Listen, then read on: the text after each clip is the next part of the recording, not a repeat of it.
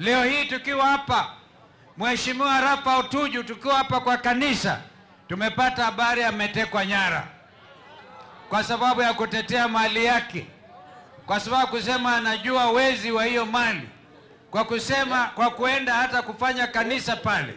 Tumetoa idhini kwa serikali ya Ruto, kama Tuju atolewi kesho kwa mahakama, zote tutaandamana kutoka Ziwa mpaka kila mahali pengine.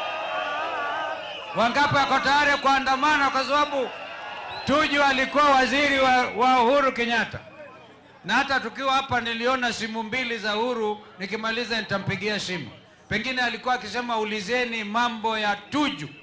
Kwa hivyo Kenya lazima iwe nchi ambayo inazingatia katiba tuliyowachiwa na marehemu Mwai Kibaki, ambaye mimi mwenyewe nilikuwa naibu wake miaka 5. Uchumi wa Kenya ukakuwa marudufu.